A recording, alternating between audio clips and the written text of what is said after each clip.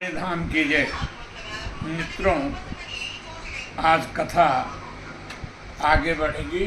विश्वामित्र की यज्ञ की रक्षा के लिए भगवान राम को विश्वामित्र जी मांगने अयोध्या पधारे।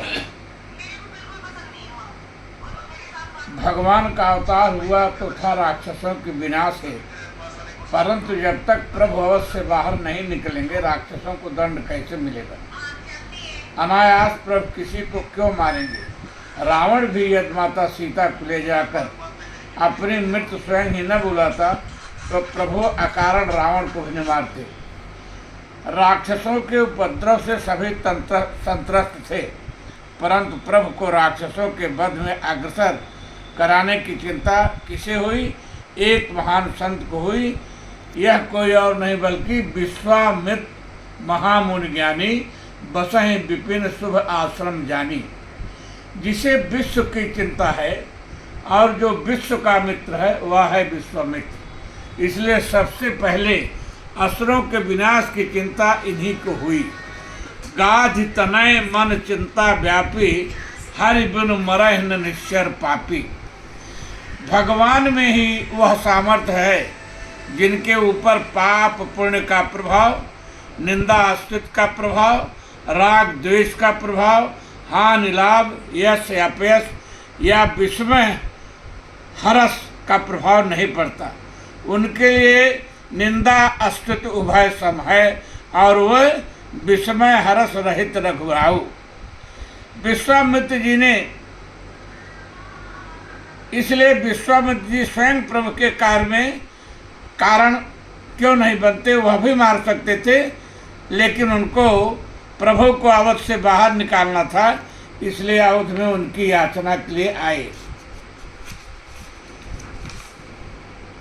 प्रभु को राक्षसों के वध के लिए लाने का विश्वामित्र का एक बहाना भी चाहिए था कि उनका दर्शन हम जा करके वहाँ करें। यहूँ मिस देखूं पद जाई, एहूँ मिस देखूं पद जाई, कर विनती आनो दो भाई। ज्ञान विराग सकल गुण ऐना, सो प्रभु मैं देखा विभर नैना। बहुविध करत मनोरथ जात लाग नहीं बार, कर मज्जन सरजूजल गए भूप दरबार। विश्वामित्र जी का आगमन सुनते ही राजा दशरथ विप्रों के समाज के साथ दौड़कर उन्हें मिले। उनको घबराहट भी थी, क्योंकि हरिश्चंद्र के समय आए थे तब सब कुछ ले लिए और राजा तक को इनके कारण अपने पुत्र और पत्नी के साथ बिकना पड़ा। इसलिए ब्राह्मणों को साथ लेकर गए थे कि यदि क्रोध में हो गए तो ब्राह्मणों के समाज को देखकर शांत हो जाएंगे। दशरथ जी ने विश्वामित्र जी का बड़ा सम्मान किया और उनको अपने आसन पर बैठाया, चरणों को पखारा, अपने भाग्य की सराहना किया और अनेकों प्रकार से भोजन करवाया। मुनि आगमन सुना जब राजा, मिलन गयो लय विप्र समाजा। कर दंडवत मुनि सन्मानी, निज आसन बैठार नियानी। चरण पखारी की नयत पूजा, मौसम आज धन्य नहीं दूजा। विविध भांति भोजन करवाया, मुनुवर हृदय हरसियति पावा। राजा इसलिए जब दशरथ जी को पक्का भरोसा हो गया कि विश्वामित्र जी प्रसन्न हैं, अब कोई डर नहीं है, क्योंकि उनका क्रोध जगत विख्यात था, तब मानस के अनुसार देखें आप।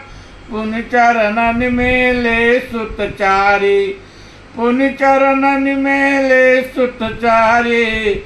राम देखि मुनि देह विसारी, भय मगन देखत मुख शोभा। जन चकोर पूरन सभी लोभा। विश्वामित्र जी को किसी प्रकार की अनहोनी घटना के होने के प्रति पूर्णतः आश्वस्त होने पर महाराज दशरथ ने अपने चारों पुत्रों को ला करके उनसे मिलवाया। विश्वामित्र जी महाराज दशरथ जी ने यह उनका ध्यान भंग किया वो अपलक प्रभु राम को निहार रहे थे। तब ऋषि बोले, तब मान हर से बचन कहराओ, मुनि अस कृपा कीन्ह्यु नहीं, मुनि अस कृपा कीन्ह्यु नहीं काऊ, कहीं कारण आगमन तुम्हारा, कहु सुकरत न लावो बारा। दशरथ जी ने कहा, ऋषिवर आज अकस्मात आपने अवधाने की कृपा कैसे किया, बताइए।